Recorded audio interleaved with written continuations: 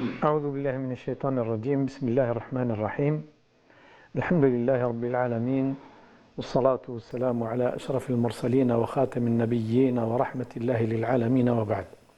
Chers téléspectateurs, salam alaikum wa rahmatullahi ta'ala wa barakatuh. Marhaba bikum dans votre émission Avis religieux, bien sûr comme d'habitude chaque dimanche à 11h. Donc dans cette émission, on se trouve toujours avec le professeur Mohamed Awaz. Marhaban, ahlan wa sahlan. Bibarak fik. Professeur, Allah tabaraka wa ta'ala, dans la règle générale, a appuyé et soutenu tous les prophètes, tous les messagers, avec des miracles. Donc, c'est une règle. Et en revenant au prophète sallallahu alayhi wa sallam, le grand miracle du prophète sallallahu alayhi wa sallam, c'est bien le Coran. هذا القرآن الكريم هو المعجزة الكبيرة والخالدة للنبي صلى الله عليه وسلم. Mais il y avait aussi des événements, des miracles qui se sont succédés, qui sont venus après la révélation du Coran, bien sûr, chronologiquement bien sûr, à savoir le deuxième grand miracle qui est l'ascension du prophète sallallahu alayhi wa sallam. Bien sûr, Dhikra l'Isra ou le Mi'raj, nous sommes dans le mois de Rajab, l'un des mois sacrés, qui a connu cet événement où Allah tabaraka wa ta'ala a, on peut dire, consolidé, a soutenu le prophète sallallahu alayhi wa sallam face... Consolé. Oui, consolé, bien sûr, consolé, Wasa Nabi alayhi salatu wa sallam, face à des peines et des événements qui ont précédé ce miracle. Bismillah ar-Rahman ar-Rahim. Alhamdulillah, wa salatu wa salam ala sayyidina Rasulillah wa ala alihi wa sahbihi. Je voudrais commencer d'abord par une tradition prophétique qui corrobore et qui justement justifie ce que vous venez d'évoquer, à savoir qu'il n'est de prophète qu'Allah tabaraka wa ta'ala ne lui est accordé un signe en vertu de quoi les gens ont cru en lui.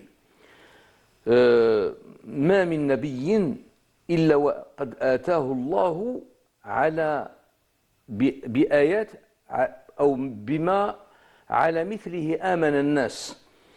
Et le Nabi sallallahu alayhi wa sallam, pour établir cette règle, il a évoqué également, donc, et moi, il m'a été accordé un tas de signes et d'événements qui sont pratiquement des signes que je suis un messager d'Allah tabaraka wa ta'ala. Et dans ce sens, chaque prophète est considéré comme quelqu'un ou un individu qui va opérer une révolution, un changement, une mutation qui sort du cadre de ce qui est habituel, l'ordre de l'habitude. Et donc c'est une rupture de l'habitude, kharqun lil awaidi, et d'ailleurs le mot aada est un terme technique par lequel on désigne généralement le qanoun, la loi.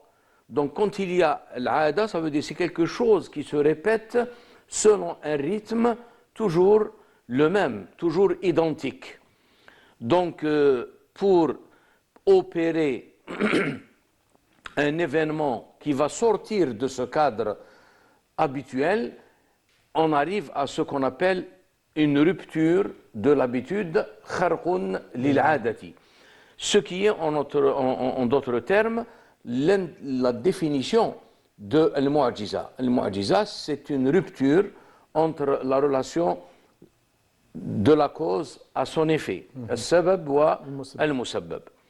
Le problème fondamental dans tout cela, c'est qu'Allah tabaraka wa ta'ala a établi des lois. Et nous, dans notre vie actuelle, temporelle, on est obligé. D'ailleurs, il y a des choses qui s'opèrent en nous, on les subit. Et on les subit parce qu'on est soumis à ces lois. Et personne ne peut sortir du cadre de cette loi ou de ces lois. Et donc, il y a un événement qui peut opérer une rupture, et c'est cette opération qui est considérée comme quelque chose d'extraordinaire, quelque chose qui sort du cadre de l'ordinaire, donc, et de l'habitude, al-'ada. Le problème, c'est que la relation de la cause et de l'effet, comme l'a évoqué l'imam al-Ghazali Abu Hamid dans son Tahafut al-Falasifa, parce que n'oublions pas que al-Ghazali a pratiquement bien étudié les thèses des philosophes, et pratiquement il a montré les endroits où ils ne sont pas en conformité avec la vérité telle qu'il la conçoit, et en se basant bien sûr sur les données de la révélation. Ghazali, c'est ce qui distingue la démarche d'un philosophe et la démarche d'un théologien. Le théologien, il part d'un texte et en plus, donc, il va consolider, il va argumenter le texte par des arguments rationnels.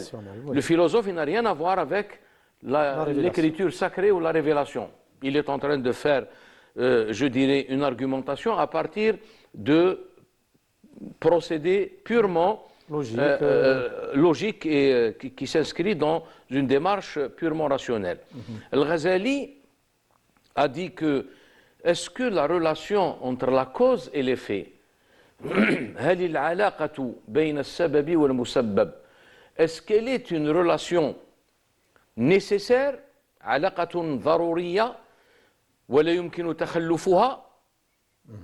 ou est-elle réversible ou pas? Donc pour Al-Ghazali, pour sauver la transcendance divine, مراعاة للتنزيه واعتبار القدرة المطلقة التي هي القدرة الإلهية. Il a dit la relation entre la cause et l'effet, elle n'est pas une relation, je dirais, irréversible et nécessaire. Si Allah tabaraka wa ta'ala, dans sa puissance et dans sa volonté, il veut opérer cette rupture, eh bien, ça se fera. Et là, on est face à un événement miraculeux, à une rupture. Donc elle est irréversible pour les humains, voilà. Mais pour Allah tabaraka wa ta'ala. Bien sûr, mais pour les philosophes, cette relation entre la cause et l'effet, elle ne peut pas être, je dirais, réversible. Elle est irréversible. C'est-à-dire, personne, y compris, ils disent, y compris Dieu lui-même, parce que c'est lui qui a établi ces lois. C'est lui qui a voulu que la relation entre la cause et l'effet, bon, ce n'est pas l'avis de Al-Ghazali. Et nous nous basons sur cette position et cette thèse d'Al-Ghazali, qui est la majorité de la thèse, des thèses de Ahl-Sunnah wal Jama'a, qui disent que, bien sûr, il y a une transcendance divine, il y a une puissance absolue, qudratun mutlaqatun, et Allah tabaraka wa ta'ala, en fonction de sa volonté absolue, s'il veut laisser les choses selon ce qu'il a établi comme loi et comme ordre, ça sera ainsi. Et s'il veut justement opérer une rupture entre cette relation entre la cause et l'effet, eh bien Allah tabaraka wa ta'ala, bien sûr, il a la puissance absolue pour opérer cette rupture. Donc c'est dans ce cadre qu'on doit comprendre tous les événements dans la vie des prophètes en général et dans la vie du prophète sallallahu alayhi wa sallam, entre autres l'événement de l'ascension et l'événement du voyage nocturne et d'autres événements qui sortent un petit peu du cadre de l'ordinaire. Ça c'est le premier point. Et nous, on s'inscrit dans cette vision de Ahl-Sunnah wal Jama'a qui distingue entre deux choses fondamentales. Il y a le texte sacré, An-Nass al-Muqaddas, الذي هو la parole d'Allah tabaraka wa ta'ala, le Coran. Et nous croyons en la totalité de ce qui existe dans ce texte sacré et mentionné dans ce texte sacré. Mais dans le Coran, il y a d'abord certaines, je dirais, méthodes, il y a le respect de la différence des perceptions et la capacité de perception Et de qui est comprendre, différente bien sûr. d'un individu par rapport à un autre. Prenons par exemple la question du voyage nocturne et de l'ascension du prophète sallallahu alayhi wa sallam. Le texte, il est clair. سبحان الذي أسرى بعبده ليلا من المسجد الحرام إلى المسجد الأقصى الذي باركنا حوله لنريه من آياتنا إنه هو السميع البصير. Et l'ascension, par contre, là, je dirais que les savants sont d'un accord unanime que les versets qui existent dans Surat al-Najm ne sont pas des textes à caractère explicite. Et les textes ne désignent pas d'une façon explicite et d'une façon univoque قطعية الدلالة على المعراج. Ça, c'est un point. Lorsque je crois en ce qui est révélé dans le texte, reste après la façon et la manière dans laquelle ou à travers laquelle cet événement s'est déroulé. Et ceci est une divergence interne entre les savants musulmans. Certains croient que en se limitant à la lettre du texte, sans essayer de rentrer dans les détails, ni parler de la manière et de la façon dans laquelle s'est produit cet événement. Et donc, le croyant, par sa croyance, sa foi, donc il croit en la chose. Mais ce n'est pas de son ressort de rentrer et de s'interroger sur ces questions qui sont d'ordre des savants et non pas des gens qui n'ont pas la capacité de, je dirais, essayer d'approfondir la compréhension quant à la manière et la façon dont les événements se sont déroulés. C'est la réaction des mouchriquines en première Exactement. Exactement. Mais les polythéistes, il y a le problème qu'ils n'ont pas la foi. Bien sûr. Le croyant, c'est autre chose. هما الاعتراض تاعهم كان بسيط مبني على اساس هذه اللوا قال كيف يسرى به في ليله ونحن نضرب لها أكباد الإبل. Et loin encore, ils ne comprennent pas aussi avec profondeur, parce que le Coran les a qualifiés de la yafqahoun, illa qalila. Donc ce qui fait que c'est quelque chose de nouveau, c'est quelque chose qui ne relève pas d'événements ordinaires, donc ils ont été amenés à exprimer cet étonnement, voire même cette impossibilité, selon leur conception et selon leur vision. Et je ne pense pas qu'à l'époque, ils avaient, du moins ceux qui ont réagi comme ça face à la déclaration du prophète sallallahu alayhi wa sallam par rapport à cet événement, ou par rapport même à un autre événement que le Coran appelle An-Naba'ul Azim, l'événement grandiose. عَمَّ يَتَسَاءَلُونَ عَنِ النَّبَإِ الْعَظِيمِ, avec une divergence qui existe. Est-ce que c'est le jour ou la résurrection, dans le jour du jugement, ou bien le Coran lui-même, la révélation du Coran. Donc il y a la démarche rationnelle qui, bien sûr, est limitée, et les choses qui sont au-delà de ce cadre-là, il y a la foi qui intervient. Mais le Nabi sallallahu alayhi wa sallam, s'il a dit khatibun nasa ala qadri uqulihim, parler aux gens selon le degré de leur intelligence ou selon la capacité de leur perception des choses, il établit par là un fait incontestable, c'est l'existence de cette différence au niveau des gens.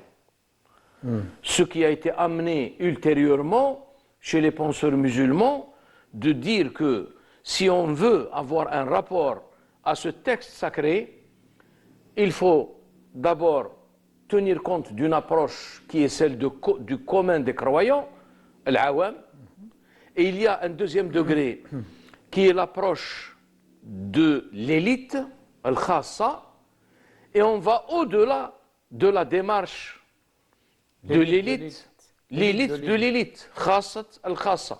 Dans le Ghazali, je reviens toujours à Mohammed al-Ghazali, radiyallahu anhu, qui a établi ça dans son approche et dans son analyse de plusieurs thèmes dans sa somme spirituelle et religieuse qui est Kitab Ihya Ulum ad-Din, la revivification des sciences religieuses, et dans d'autres ouvrages tels que Tahafut al-Falasifa.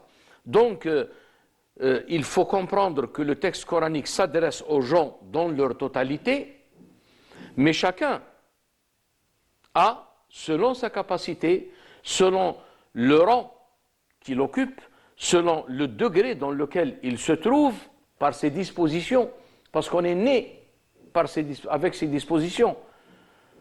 Donc, mais il y a un facteur commun, c'est que tous sont unis sous ce qu'on appelle la foi.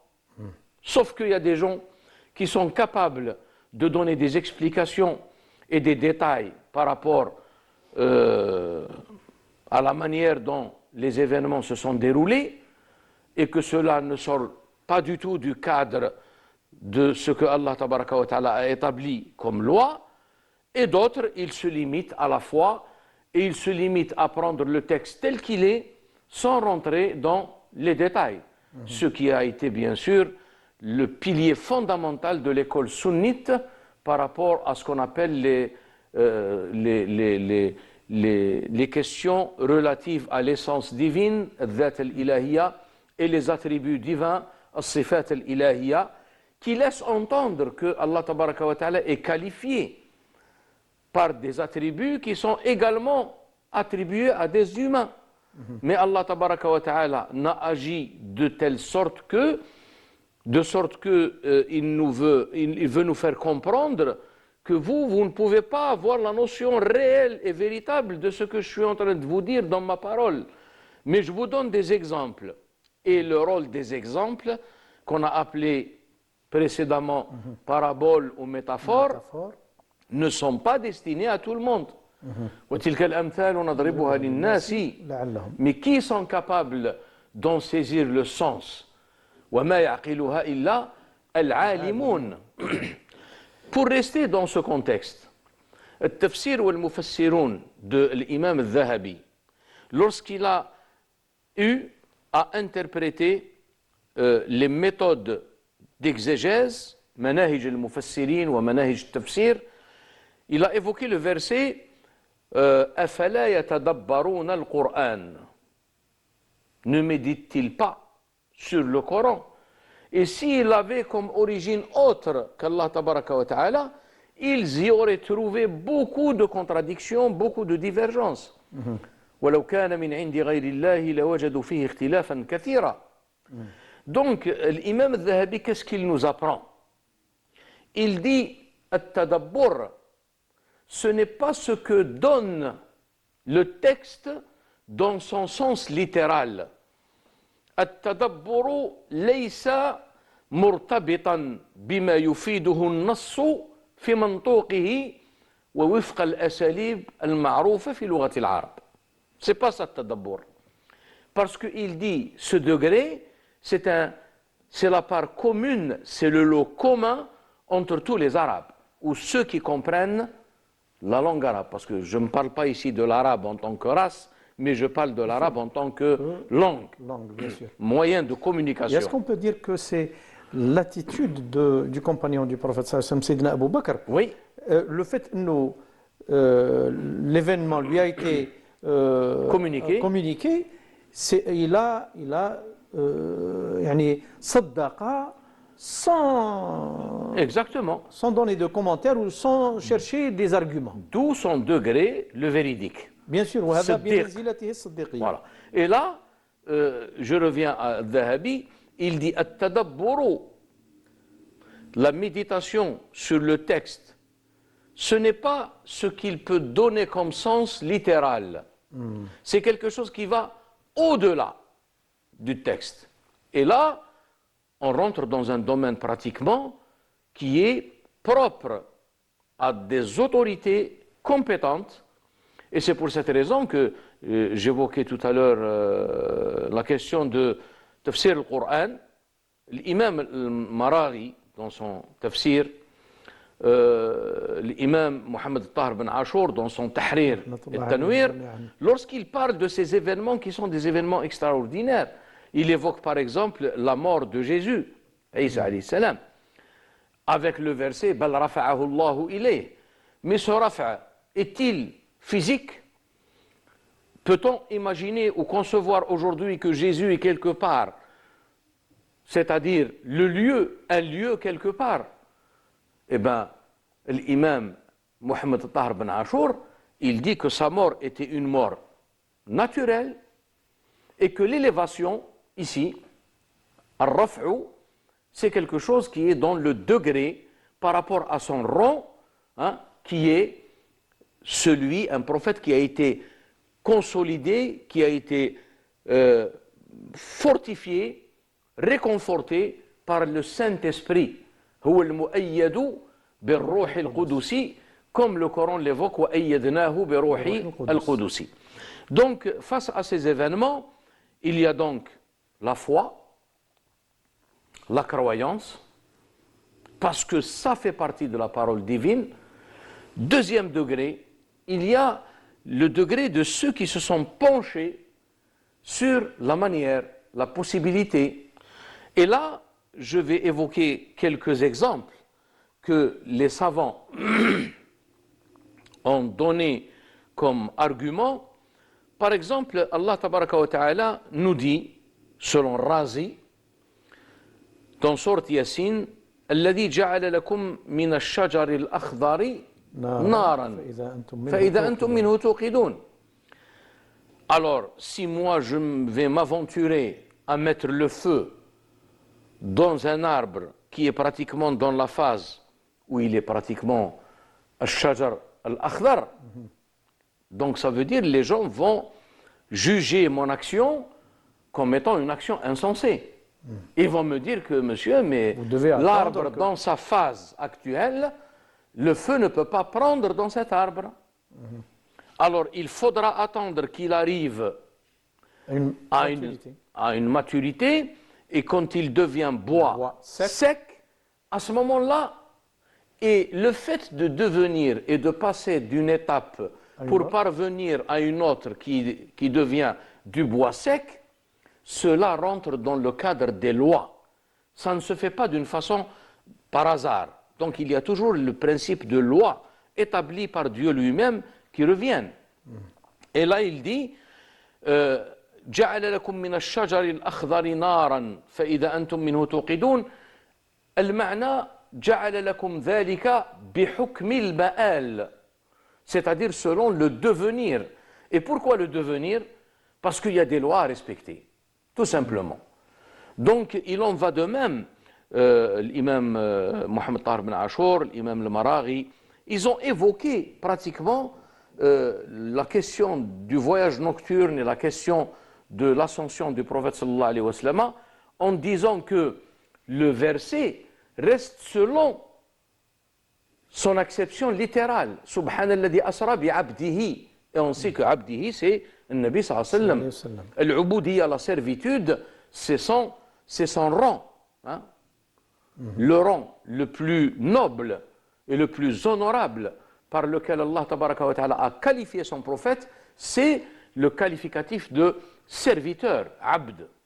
Mais rien n'empêche, ils disent, rien n'empêche qu'il y ait une transformation dans la nature humaine, at-tabi'a al-bashariya, et qui se transforme en une nature angélique, tabi'a malakiya, ou bien entre les deux, du moins, pour pouvoir subir un événement comme l'événement de l'ascension.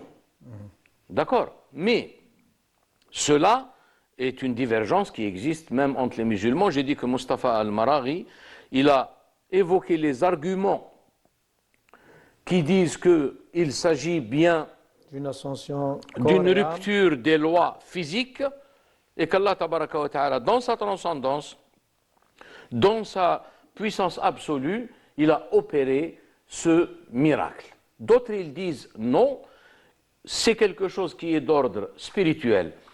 Et ils ont des arguments qui ne sont pas moindres que les arguments évoqués par l'autre groupe. Ils disent par exemple, nous voyons la révélation, al-wahy. Déjà, al-wahy, le Nabi sallallahu alayhi wa sallam, il disait, quand il recevait la révélation par le biais de Gabriel, il transpirait yatasaffadu araqan. Dans une nuit froide. Dans une nuit très froide, في الليلة الشديدة البرد. Dans d'autres situations, il était sur sa monture. Et il dit tellement que la révélation c'est quelque chose de lourd, إن سنلقي عليك قولا ثقيلا, à force du poids et à force de l'influence de cette révélation, il y a sa monture qui ne peut pas supporter cela et elle se met à terre. Donc, si cela, ils disent, je parle des arguments de ce groupe qui disent que c'est un événement d'ordre spirituel, ou du moins qui a été opéré après qu'Allah tabaraka wa ta'ala eut opéré une transformation dans la nature humaine du prophète sallallahu alayhi wa sallam, de sorte qui est rentré dans une nature angélique. Tabi'a nouraniya malakiya. C'est ce qui exprime lorsque Gabriel, qui accompagnait le prophète sallallahu alayhi wa sallam dans ce voyage nocturne, il dit à un moment donné, moi, je ne peux pas avancer. C'est à toi d'avancer parce que tu vas percer. تخترق. هذا جبريل بطبيعته Jibril, Gabriel, bitabi'atihi, selon sa nature, qui est une nature purement angélique. Hein? Donc, tout le débat, il n'est pas sur la question croire ou ne pas croire. Il est autour de la manière et de la façon. Et là, c'est quelque chose qui est très large et que, je dirais, beaucoup de savants qui s'inscrivent dans le cadre orthodoxe, ils ont dit effectivement que cela a eu lieu après avoir subi une transformation qui est pratiquement rentrée dans des qualificatifs et dans des propriétés qui relèvent de la nature angélique. Bien sûr, il faut souligner que ces interprétations ou bien ce niveau de compréhension est réservé à une autorité compétente. Ce n'est pas n'importe qui qui peut rentrer ou s'aventurer pour essayer d'expliquer cet événement. Malgré que les deux degrés ont quelque chose de commun, c'est que tous les deux, ils croient en l'événement. Bien sûr, bien sûr. Personne ne l'a réfuté. Bien sûr. On aura l'occasion, Inch'Allah, de parler un peu plus sur ce sujet dans la deuxième partie de notre émission, bien sûr. On se retrouve après un petit moment. Salam alaikum.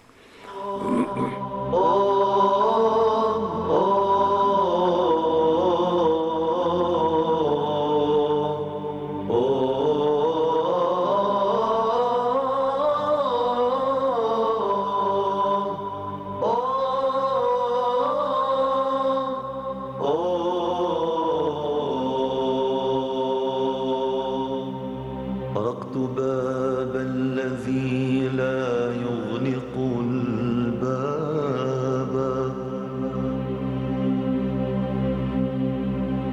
طرقت باب الذي لا يغلق الباب ولا يرد عن الأعتاب طلابا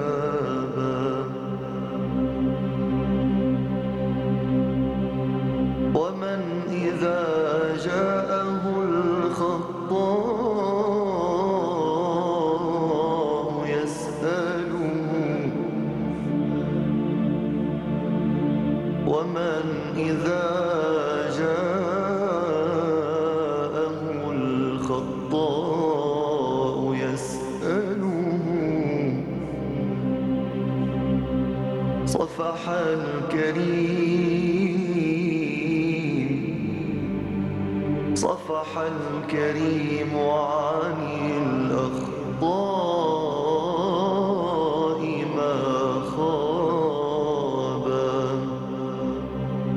ومن يمد يدا تحنو لملتجئ إليه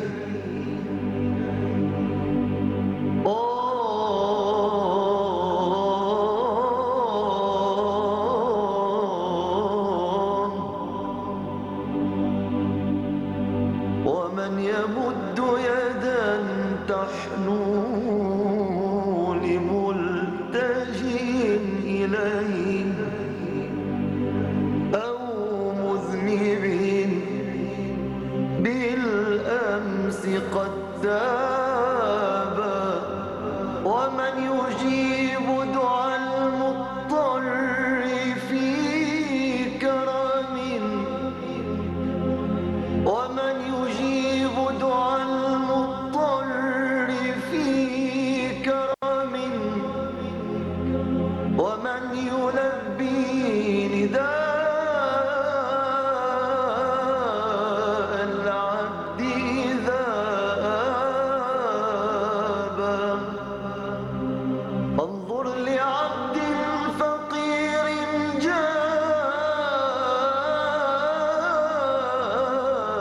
في ندم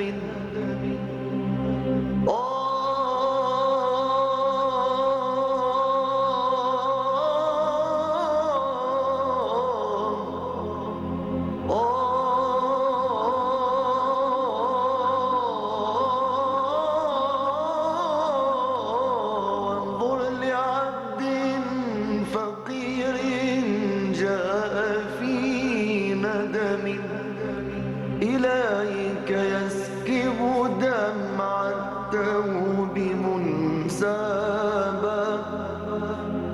إني عبدتك يا ربي. Salam alaikum wa rahmatullahi ta'ala wa barakatuh. Marhaba bikum dans cette deuxième partie de notre émission Avis religieux. Donc, on revient à ce que le professeur Mohamed Aiwaz disait. Et si vous voulez, bien sûr, professeur, on enchaîne en entrant dans une deuxième dimension, si vous voulez. Si on sort de la question de l'ascension, est-ce qu'elle a eu lieu corps et âme, ou bien corps et esprit, ou bien avec le corps, avec l'esprit tout seul. Donc, on essaie de parler dans cette deuxième partie des leçons, de la morale de cet événement.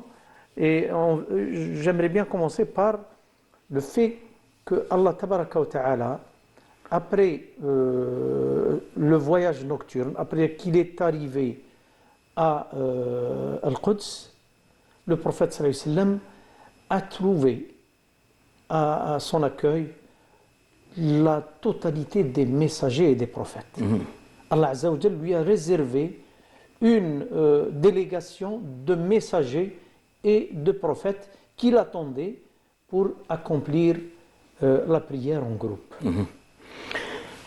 Je voudrais revenir d'abord sur une question importante, c'est que les commentateurs de cet événement, ou les chroniqueurs, Ashab Siyar, bon, ils évoquent, je ne dirais pas des relations entre cause et effet, mais c'est des correspondances, munasabat.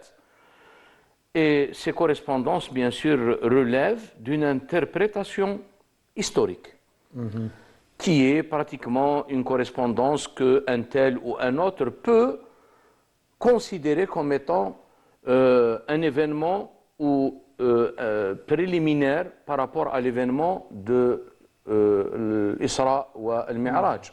Certains évoquent la mort de son oncle, certains également évoquent le fait que son épouse est décédée. Et donc il y a une consolation. Mais tout cela, je dirais, il est limité. On peut le considérer tout simplement comme une méthode historique qui est fondée sur la perception de certaines correspondances entre un événement et un autre ou entre une multitude d'événements. Mais si on se réfère à la valeur et au rang qu'occupe le prophète sallallahu alayhi wa sallam, sallallahu alayhi wa sallam. dont, je dirais, la foi des musulmans et des croyants, on est bien loin de l'interprétation réelle de cet événement. Et c'est pour cette raison que lorsque le Coran dit وَإِنَّكَ لَعَلَى خُلُقٍ عَظِيمٍ, tu es effectivement d'un rang sublime. Dans une forme de prière sur le prophète sallallahu alayhi wa sallam, qui est attribuée à l'un des grands saints de l'islam et l'un des grands maîtres, il parlait de la réalité du prophète sallallahu alayhi wa sallam en disant فَلَمْ يُدْرِكْهُ مِنَّا سَابِقٌ وَلَا لَاحِقٌ. فَلَمْ يُدْرِكْهُ مِنَّا سَابِقٌ وَلَا لَاحِقٌ. Ça veut dire personne n'a pu percevoir Il ne pourra. et ne pourra justement percevoir ce maqam al-Muhammadi, hein, la station muhammadienne et le rang sublime qu'Allah tabaraka wa ta'ala a évoqué d'une façon globale et générale dans le texte.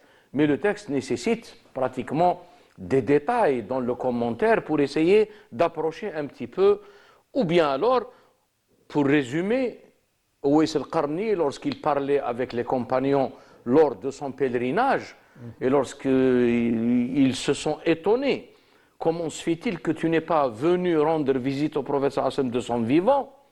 Il a dit, mais vous, vous l'avez connu, vous l'avez côtoyé, vous l'avez fréquenté. Ils ont dit oui, et là il a compris qu'ils n'ont rien perçu de cette réalité.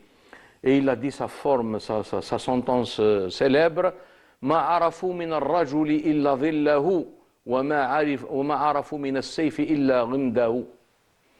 Voilà ce qu'ils ont réalisé. Et donc, en fonction de cette réalité prophétique, qu'on ne peut bien sûr comprendre et saisir l'essence subtile qu'à travers une démarche de méditation du texte coranique et des traditions également prophétiques qui évoquent cette réalité mohammedienne pour arriver à comprendre que les choses ne relèvent pas du fait que lorsqu'il a perdu son oncle, il a perdu donc son épouse, deux protections qu'il a perdues, parce que la protection pour lui n'est pas une protection humaine. فَسَيَكْفِيكَهُمُ اللَّهُ وَهُوَ السَّمِيعُ الْعَلِيمُ. Il y a aussi le fait d'être pourchassé quand il est allé Voilà, à Taïf. voilà. Mais le prophète sallam, lui, a évoqué le fait que lui, il est soutenu par Allah tabaraka wa ta'ala et qu'il est au-dessus de, des choses qui peuvent être obtenues par un effort spirituel, comme les compagnons qui accomplissaient ou qui observaient un jeûne continuel. Alors, le prophète sallam, il leur a interdit de faire ce jeûne continuel, Sawm al-Wisal. Mais ils ont dit quand même, on se réfère à votre exemple et à votre modèle, puisque tu es le modèle. Innaka la tuwasilu, ya Rasulullah. Qala inni lastu ka ahadikum, inni adallu, wa fi riwaya abitu, inda rabbi yut'imuni wa yasqin. N'allez pas me dire que ici yut'imuni wa yasqin a un rapport avec la nourriture que nous connaissons ordinairement. Il ne s'agit pas du tout de cela. Et là, on rentre dans cette question de la symbolique. Et la symbolique, en commençant par ce que vous venez d'évoquer, pour parler de cette clôture de la prophétie, dont il était lui l'initiateur et l'ouvrant, le Fatih.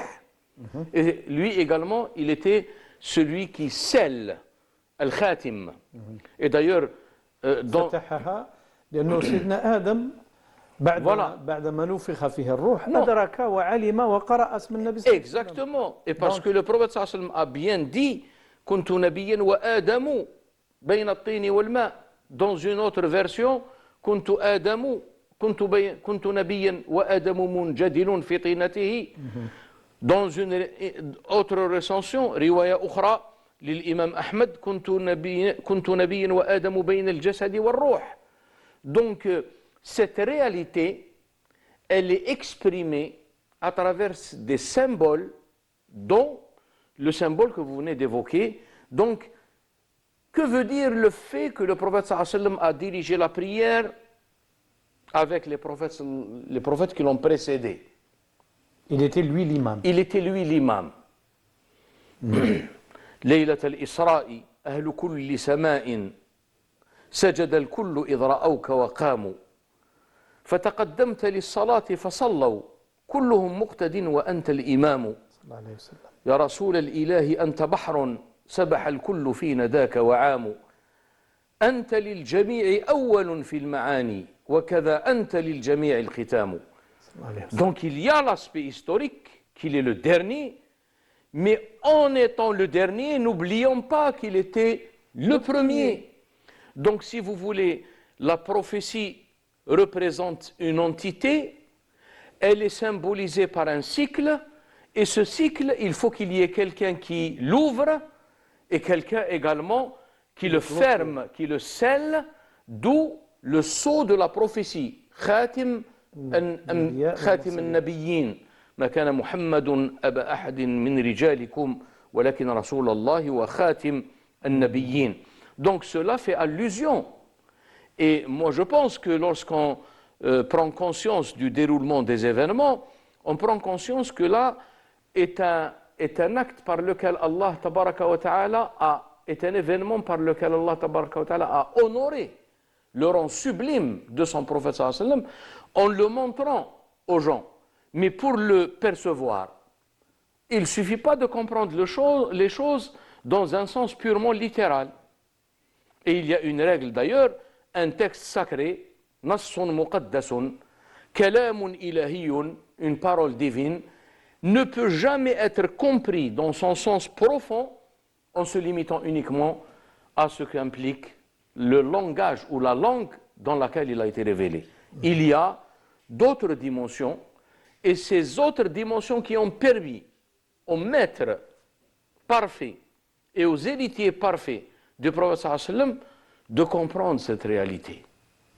Et donc ils ont compris l'événement du voyage nocturne, ils ont compris réellement de quoi il s'agit lorsqu'on parle du voyage nocturne, de l'ascension, le Mi'raj, et ils ont compris ce que veut dire le maqam, la station, et il était entre deux arcs au plus proche.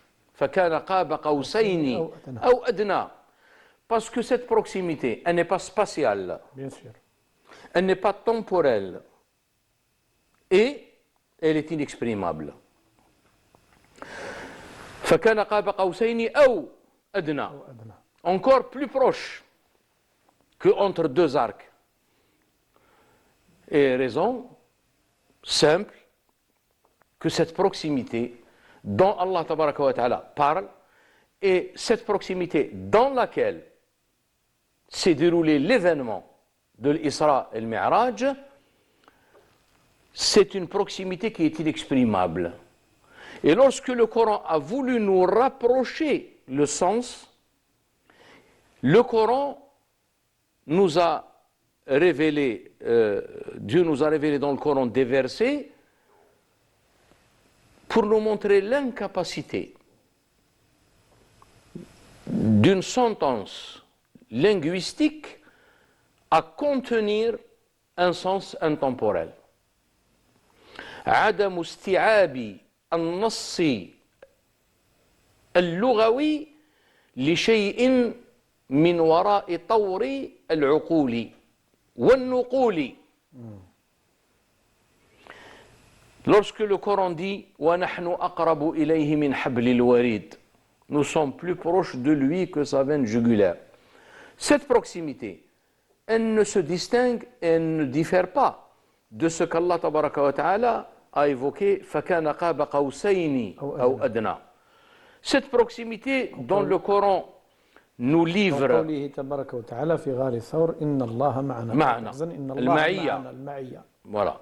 Et donc cette question de proximité évoquée dans cette sourate, وَنَحْنُ أَقْرَبُ إِلَيْهِ مِنْ حَبْلِ الْوَرِيدِ, mais si on médite, le croyant, le mu'min, بحكم تعظيمه لله تعالى لا يسعه إلا أن يذعن ويعظم.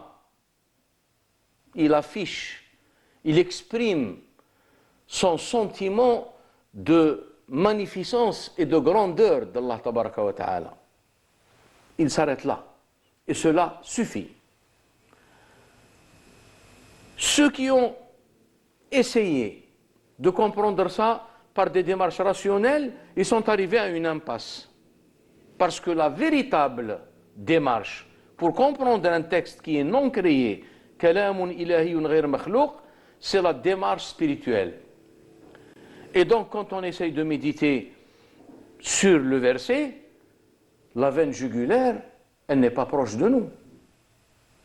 Hablul warid laysa qariban minna, bal huwa fina. Parce que cette proximité, elle est inexprimable. Et d'ailleurs, ceux qui ont essayé d'exprimer ça, ils ont eu de graves problèmes. Bien sûr. Parce qu'il y a des choses, il faut tenir compte que dans l'islam, alhamdoulilah, il faut tenir compte, il faut avoir une attitude de respect aux différents degrés de perception. Ce n'est pas un savant qui lui a été dévoilé le sens de certaines paroles, de certains versets. Des secrets. Ça ne veut pas dire que cela va être, je dirais, une raison pour qu'il soit dans un état d'orgueil et un état hautain par rapport à quelqu'un qui partage avec lui la foi, mais qui n'a pas les dispositions et les capacités d'arriver à ce que ce savant a pu comprendre du texte. Et donc, c'est pour cette raison que nous disons que la parole divine, elle est une parole totale, synthétisante, englobante pratiquement, englobant tous les gens qui sont, je dirais, sous, la coupe ou la voûte, qubbat al-iman, mais où chacun a son degré de compréhension des choses. Et le degré de compréhension des choses ne veut pas dire une supériorité par rapport à quelqu'un qui est inférieur, mais on doit parler de différence et de complémentarité plus que de supériorité et d'infériorité. Et c'est pour cette raison que la marque fondamentale d'un savant, c'est la modestie, at-tawadu'. Mais est-ce qu'on peut dire, professeur, que même dans le texte lui-même, Oui.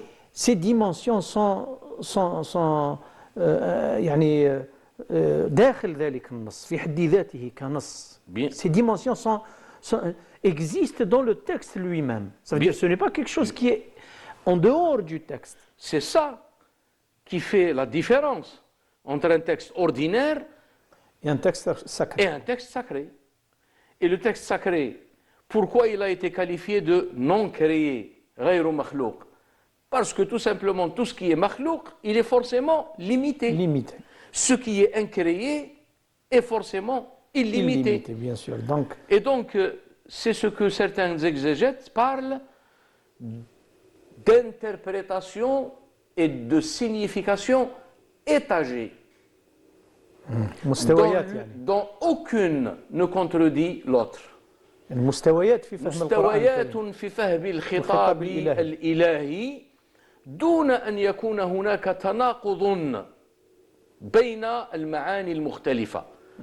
Et je donne un exemple très simple. D'ailleurs, on discutait sur la façon dont un imam parlait aux gens de l'Isra ou le Mi'raj. Il disait, nous, quand on va monter dans des étages, ناخذوا السكالي, ناخذوا l'ascenseur, ناخذوا المصعد. D'accord? Donc c'est exactement la même chose. Celui qui monte à travers des degrés, plus il s'installe dans un degré supérieur, plus sa capacité et sa possibilité de vision, elle est plus importante, plus large que celui qui est en dessous. C'est exactement ce que symbolise l'événement de l'Isra ou le Mi'raj par rapport au prophète sallallahu alayhi wa sallam. Sallallahu alayhi wa sallam. Professeur, bien sûr, on aura l'occasion, Inch'Allah, tabaraka wa ta'ala, إذا كان ربي أطال في الأعمار, bien sûr, d'essayer de comprendre et d'arriver à atteindre certains niveaux ou certaines compréhensions de ces ulama, mais le commun des croyants démarre de la croyance La absolue. foi. La foi اللي هي الإيمان المطلق بكل ما أخبر الله تبارك وتعالى وأخبر به النبي صلى الله عليه وسلم, وهذا هو السلوك تاع سيدنا أبو بكر الصديق. قال لهم إنني أصدقه في على أكثر من ذلك. على أكثر من ذلك, فكيف لا أصدقه في مثل هذا. Je crois que on arrive à terme de notre émission, bien sûr. On vous donne rendez-vous dimanche prochain, Inch'Allah tabaraka wa ta'ala, à la même heure. Barakallahu fikum, mesdames et messieurs. Wassalamu alaikum wa rahmatullahi ta'ala wa barakatuh.